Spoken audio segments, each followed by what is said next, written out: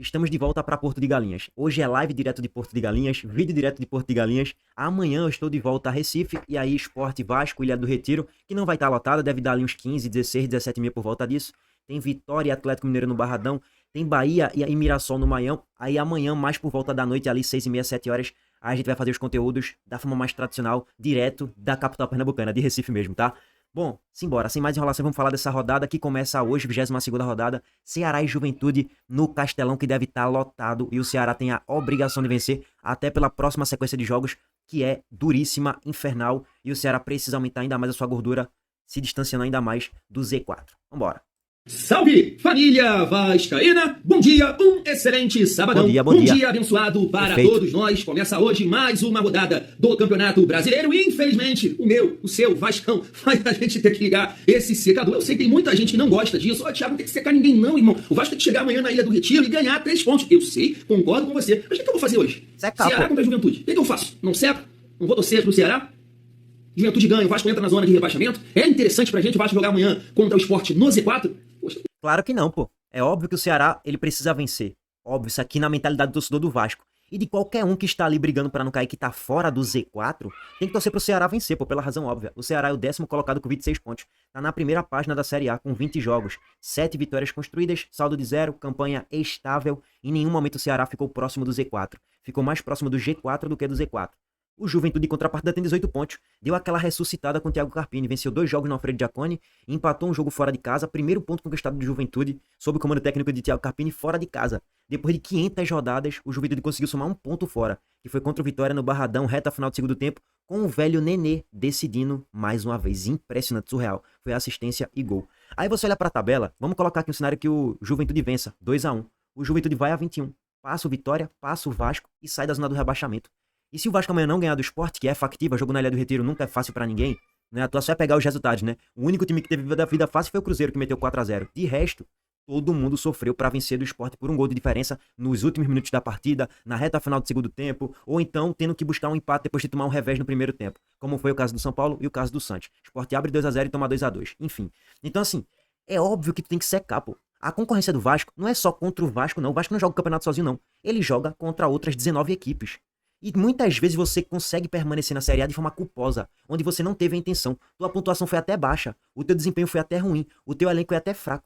Só que os teus concorrentes são ridículos, que é o caso do Vasco.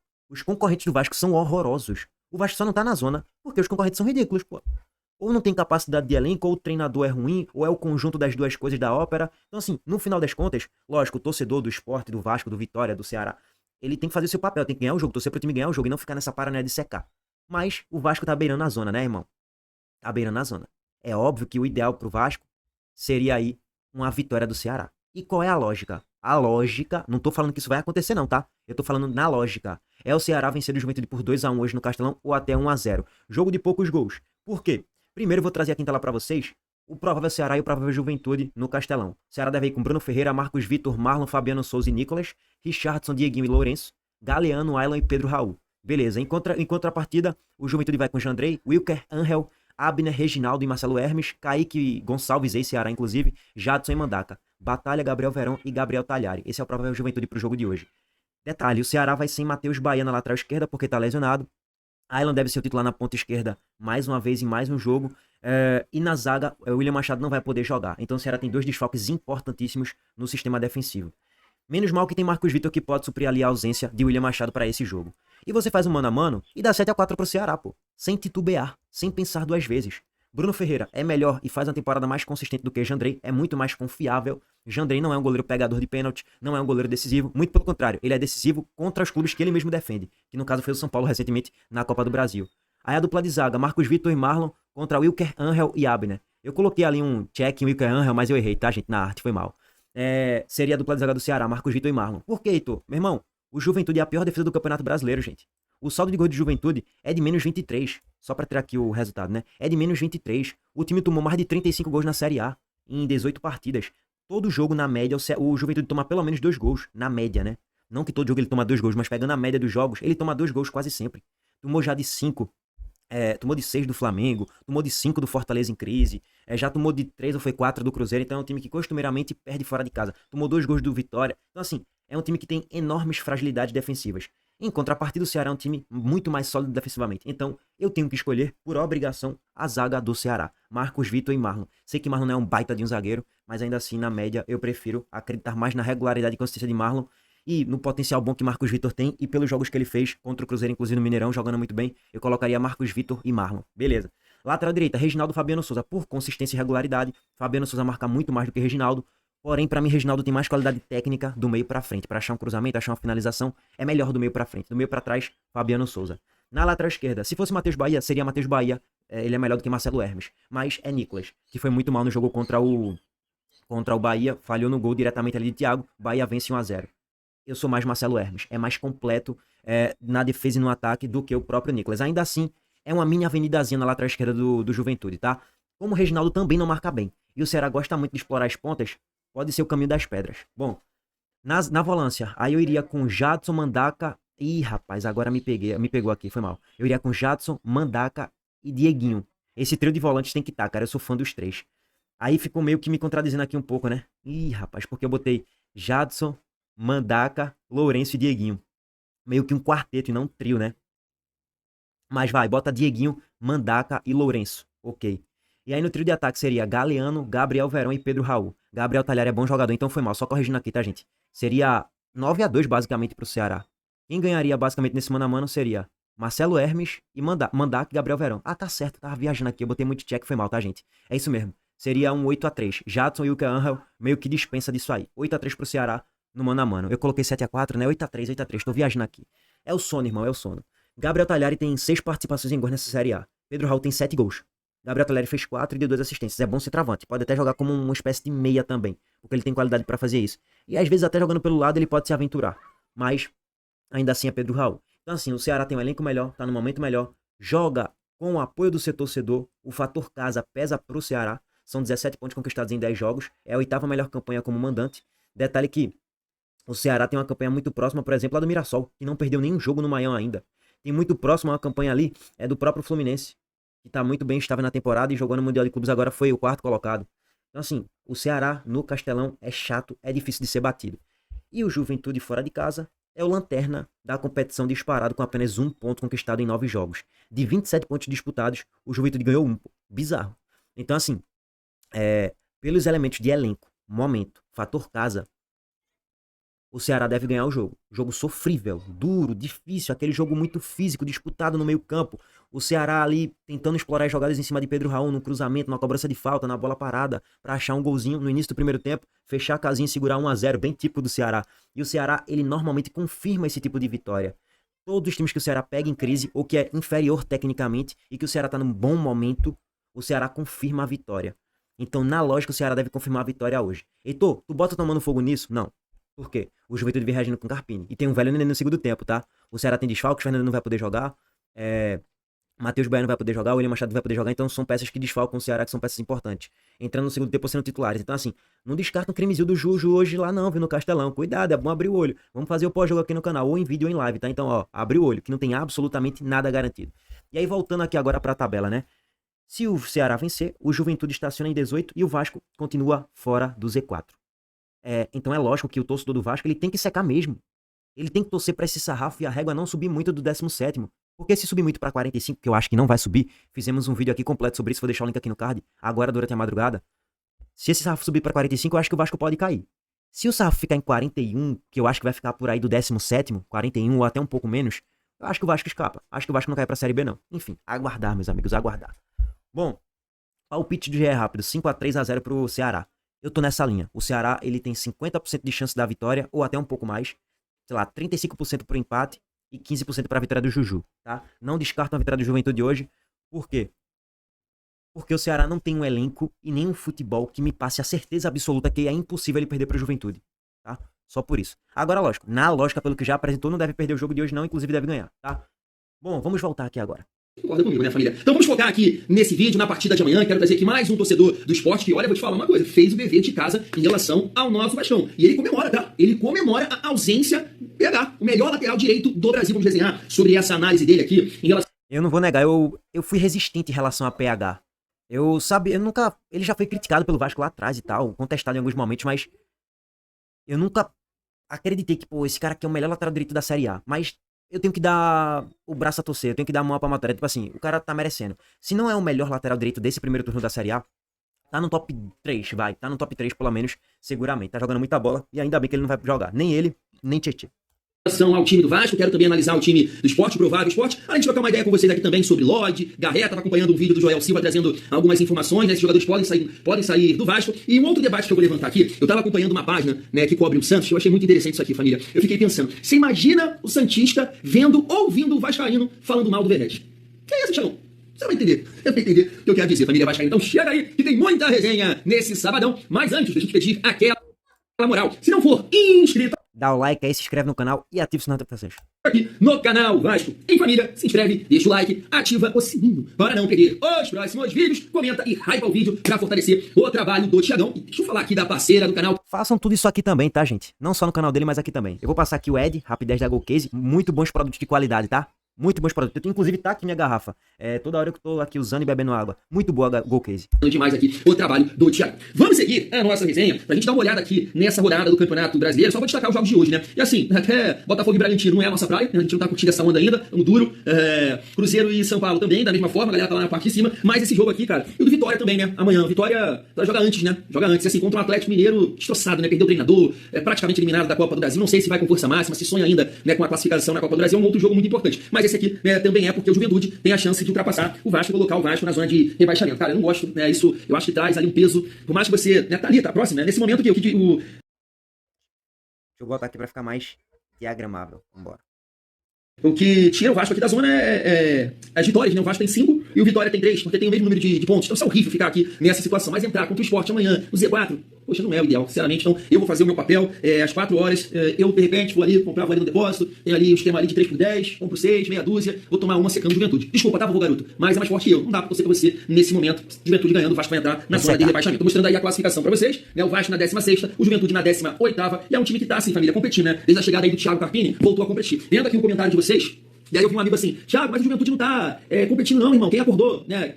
Quem acordou o Juventude foi o Vasco, não foi o irmão, não foi o Vasco só, né? Foi também, né? Porque o Juventude também ganhou do Corinthians, né? O Juventude ganhou do... Olha como é que é isso. O Juventude conseguiu ganhar do Corinthians jogando em casa e o Vasco não. Jogando direitinho, viu? Sabe, por isso eu chamo muito aqui essa responsabilidade para os jogadores do Vasco. Jogando direitinho contra o Corinthians, viu? Não é que jogou mal não e achou gols no bambo. Não, jogou direitinho, futebol correto, ok. Suficiente pra vencer do Corinthians. 2-0 seguro, tomou um gol no finalzinho. Quase que ainda toma um empate bem a lá Sport, mas mereceu vencer o jogo. Para os jogadores do Vasco, eu, né, gosto de acompanhar várias páginas, comentários, canais. Eu vejo muito comentário, tem um grupo lá de membros também. Eu gosto disso, me ajuda muito aqui também, né, a fazer meus comentários, entender ali, né, o sentimento do torcedor. Já falei isso aqui algumas vezes, concordo com as críticas, sim, beleza. Mas, cara, dá pra produzir mais, dá pra conquistar melhores resultados. Você não pode ter um Juventude. Olha pro time do Juventude. Eu sei que cada partida tem uma história, né, futebol não é assim, a gente não pode trabalhar dessa forma, né? O adversário lá ganhou e a gente tem que ganhar. Não é assim, até porque você vê aí, né? O Santos ganhou do Flamengo. E o Vasco foi 6 no Santos. Então, sei que não tem muita lógica. Mas, cara, o Vasco tá muito mal, tá muito mal colocado, tá ali muito próximo da zona de rebaixamento. Uma situação que, cara, eu imagino que, poxa, deve ser muito difícil jogar, então a gente tem que, de alguma forma, né, aproveitar aí, pegar esses times que a gente, né, tem condição de ganhar, que é o Sport, que é o Ceará, porque depois é uma sequência muito difícil. A gente espera que o comportamento, o equilíbrio que o Vasco teve ali contra o Vasco, também pela boa atuação do Jair e também do Barros, né, que vai ser titular com certeza amanhã, a gente espera, né, conquistar o resultado positivo diante do Sport. A gente vai falar um pouco mais sobre esse jogo. Deixa eu destacar aqui com vocês essa resenha do Joel Silva, que eu tava acompanhando o vídeo dele. É bem rápido aqui, eu nem peguei. E assim, o contexto aqui de Sport e Vasco, né, velho? Olhando pro lado do torcedor do Vasco, de fato, ele fala, pô, vou pegar o Lanterna, mesmo sendo fora de casa, eu tenho que tentar somar os 3 pontos. Depois eu pego o Ceará em São Januário. Pô, eu tenho que vencer, somar 6 pontos pra basicamente eu não correr muitos riscos de rebaixamento, ou pelo menos criar gordura. E eu falei aqui sobre o Ceará, né? Olha a sequência do Ceará rapidez aqui, tá, gente? Pega o Juju, beleza, depois Vasco fora, depois Bahia, infernal. Depois o Ceará vai pro Morumbi enfrentar o São Paulo. Depois o Ceará vai enfrentar o Vitória no Barradão. Meu amigo, são vários confrontos fora de casa e o Ceará não é favorito em nenhum deles. E tem elencos, na maioria deles, bem inferiores. Em relação à Bahia, em relação ao São Paulo, em relação ao Vasco. Por isso que eu tô falando. Aí depois pega um som de confronto direto, em tese, né? É bom ganhar do Juju. Porque se não ganhar, deve passar um jejum ali de 3, 4 jogos sem saber o que é vencer. E se aproximar um pouco da zona, viu? É o que eu tô falando. Mas a galera fala que eu sou anti-Ceará. Eu tava vendo, né, analisando aqui o time do Sport contra o São Paulo e também o time que jogou contra o Palmeiras, né, as 2 últimas partidas. Tô destacando partidas, perdão. Destacando aqui a primeira partida contra o Palmeiras, né, que não jogou o Derek Lacerda. Eu pensei que ele estaria suspenso para o jogo contra o Vasco. Não, ele ficou suspenso nesse jogo contra o Palmeiras. Ele volta agora contra o Vasco. Quem jogou foi o Pablo, né? E aí Mateuzinho, Léo e Lucas Lima. Nesse jogo contra a gente, né, o Lucas Lima não vai jogar. Tá todo mundo, né, dizendo que ele tá lesionado. Mas chama atenção aqui, família, pro comando de ataque, né? Porque nesse jogo contra o São Paulo, que o Sport abriu 2-0, depois o São Paulo correu atrás e conseguiu empatar, eles começaram o jogo com o Matheusinho, né, pelo lado direito, o Léo Pereira, que é um atacante que veio do Sport, tem uma boa condição física, corre muito bem, dá muito trabalho ali pro Pumita, e bolou aqui, o Pumita é tão cansado na alma que... Sentiu? Bolou aqui. Aí faça uma grande partida, pelo amor de Deus. E aí no comando de ataque, o Derek Lacerda, que a gente conhece bem, né? Jogou contra ele no ano passado, ele jogava com a camisa do Cuiabá. Então assim, mudou muito, né? O comando de ataque do Sport em relação ao primeiro jogo, o primeiro turno, quero dizer, mudou bastante. Era o Barleta, era o Pablo, o Lucas Lima ainda, o Lucas Lima era titular. Então esse time aqui é um time muito mais... Tinha Sérgio Oliveira no meio campo também. É um time mais intenso, sem dúvidas. É outro esporte, com muito mais pegada, com muito mais competitividade. E às vezes esbarra na própria limitação técnica. Porque Matheusinho é um jogador de Série B, Derek Lacerda é jogador de Série B, jogadores assim limitados mesmo, pô. O próprio Léo Pereira também é jogador de Série B, que perde muitos gols. Não tem pra onde, pô. Mais intenso é o Zé Lucas, é um jovem jogador. Esse tal de Rivera aqui, no jogo que eu assisti do Santos, ele é um volante que chega junto, tem pegada ali no setor de meio campo. Vai dificultar aí o jogo pro Coutinho, marca bem, protege bem ali a linha de 4 do Sport. Mas assim, família, a gente tem que olhar, né, pro nosso time. Eu tava vendo também que tem a possibilidade do lateral esquerdo, né, que é reserva, que é o tal de Kevson, eu acho que é isso. Ele foi muito mal contra o Palmeiras, eu acho que só tem ele como opção pra lateral esquerda. O Sport contratou um jogador que foi cogitado aqui, né, acho que é o Luan Cândido, né, aquele jogador lá do RB Bragantino que estava no Grêmio. Fizemos vídeo sobre isso já, vou deixar o link aqui no card. Foi cogitado aqui, surgiu esse rumor e o Sport acertou com ele, né? Acho que ele não vai jogar contra o Vasco, tá muito tempo. Isso, não foi regularizado, tá muito tempo parado, então é impossível. Ele nem vai figurar entre os relacionados, só no próximo jogo. Parado, mal jogou no Grêmio, então deve ser esse lateral aqui que foi muito questionado no jogo contra o Palmeiras. Família, não adianta, né, a gente ficar aqui batendo na mesma tecla, porque senão, né, a gente fica sendo muito repetitivo, né, em relação a algumas mudanças que eu, se eu fosse treinador, eu poderia, sim, pensar num estilo de jogo diferente, né, tentando buscar um equilíbrio, até pensando, né, no PH, não vai jogar, a gente sabe que o Pumita tem muita dificuldade na marcação e o Ryan tá tendo muita dificuldade para ajudar, para recompor, então eu pensaria, assim, talvez, por que não, no Andrés Gomes, dependendo ali da condição física, eu acho que tem que botar para jogar, sabe, tem que botar para jogar, principalmente assim, a gente tá pressionado, tá, mas poxa, é o Sport. Tô falando que é um jogo fácil. O Campeonato Brasileiro não tem jogo fácil. O Vasco não tem time pra gente falar assim, ó. Não tem. Ainda mais com essa pressão. Se fosse um outro cenário, né? Time mais na parte de cima da tabela, a galera mais tranquila, sem essa pressão, de repente a gente passaria por cima do Sport. Mas não é o caso. Fica aquele medo de errar. A gente viveu isso em 2023, né? Aquela pressão em cada jogo. Então, nesse momento, o Vasco tá muito pressionado. Então, eu faria essas mudanças, colocaria o Ryan como referência, o Andrés Gomes pra ser esse cara de profundidade de ajudar o Pumita, mas a gente sabe que o Diniz não vai optar por isso. Então, ele vai repetir o time que jogou ali contra o Botafogo. E aí eu fico na torcida pra que o Vasco possa repetir, né, a atuação, principalmente sem bola, né? Principalmente sem bola, com muito equilíbrio. Protegendo bem ali o Barros, ajudando na parte defensiva. O Jair também, quero ver se o Jair vai conseguir manter aquela intensidade. Jair, cara, pulsou, o coração bateu naquele jogo. Foi um Jair diferente, cara.